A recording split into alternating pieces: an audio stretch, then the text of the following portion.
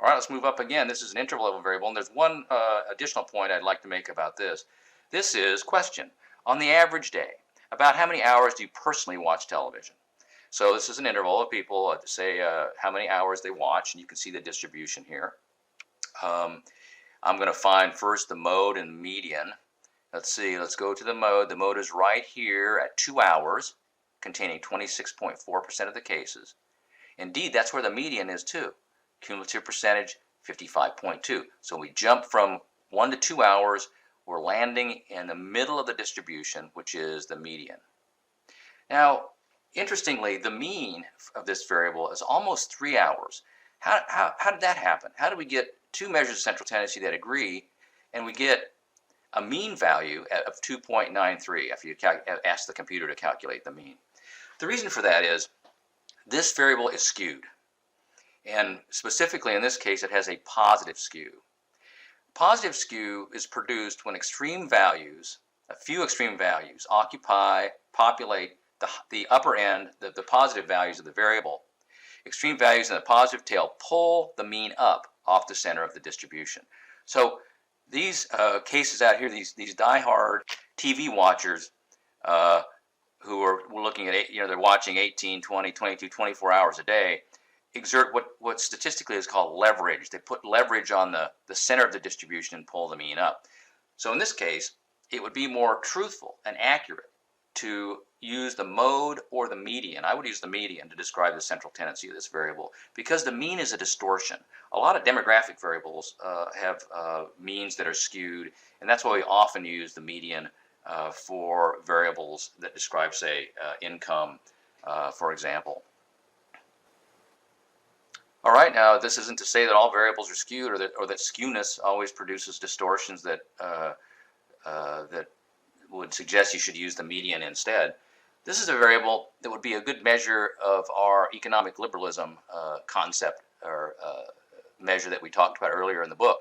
This is support for spending on 17 programs, and it's constructed by simply asking respondents the number of programs they think we're spending too little. There's too little government spending. So if you say there's not too little spending on any of these, you're way down here. That'd be like a low level of economic liberalism.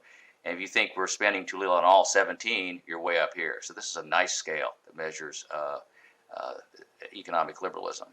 Let's find some stuff here. We can find the mode is right here at 8 programs. That's the modal value. Again, appreciate the fact that a lot of cases are clustered pretty closely around that modal value. Where's the median? We'll go up here. It almost is 7, but not quite. The median also is 8.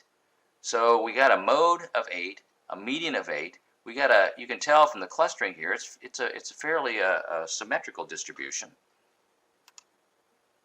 Here's what it looks like graphically in a bar chart. This distribution has a mild negative skew. The only way I know that is I asked the computer to tell me what the skewness was. It pulls the mean down slightly to 7.69. Even so, it would not be misleading to use the mean as the best measure of central tendency. We try to use the mean when we can, because when you use mean values instead of medians, it permits you to use more powerful data analysis techniques. But I'm using this here as an example of a distribution that is symmetrical, not terribly distorted. So you can use the mean. Not a lot of skewness here. This is an old measure of variation and central tendency. It does have a measure of central tendency in it. A box plot rendition of this does. That's enjoying something of a renaissance, so let's have a look at it. This is a non-statistical measure of dispersion for interval and ordinal variables, ordinals that have a lot of values. What is the interquartile range? All right, it's especially informative when you're going to compare two distributions, and that's the example we'll have here in a minute. Here it is. The interquartile range is defined as the range of a variable's values that defines the middle half of a distribution. What's meant by the middle half? That is, between the upper boundary of the lowest quartile, which is the same as the 25th percentile, and the lower boundary of the upper quartile, the 75th percentile. So imagine if you look at the middle half of a distribution, the middle half must fall between the 25th percentile and the 75th percentile. So it gives you an idea just how things are spread around the middle. And of course, we'll see it graphically in a box plot here. Now, this particular example uses a couple of variables that are treated as interval level variables in the American National Election Study. These are the feeling thermometer scales.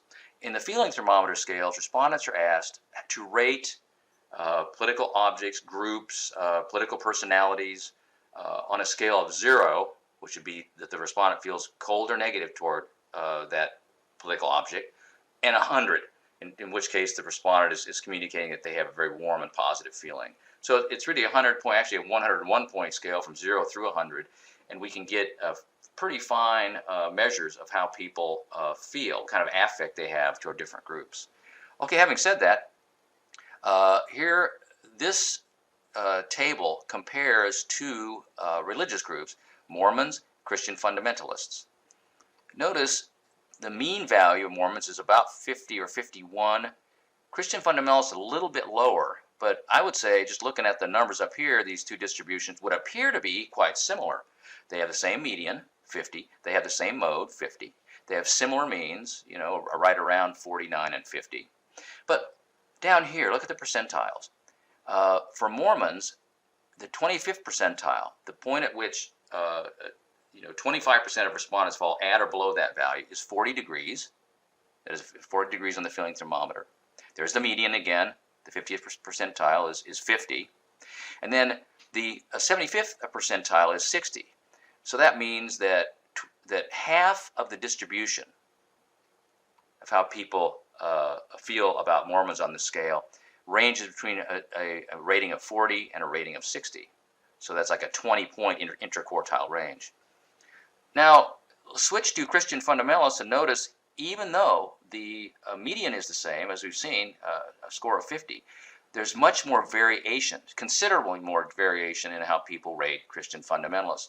From 30, that's a 25th percentile, to 70, that's a 75th percentile. So you can imagine that the evaluation of Christian fundamentalists on the feeling thermometer scale is more spread out. Here's what the box plot looks like. And now you know why those numbers look like they did. Here's that fairly tight interquartile range.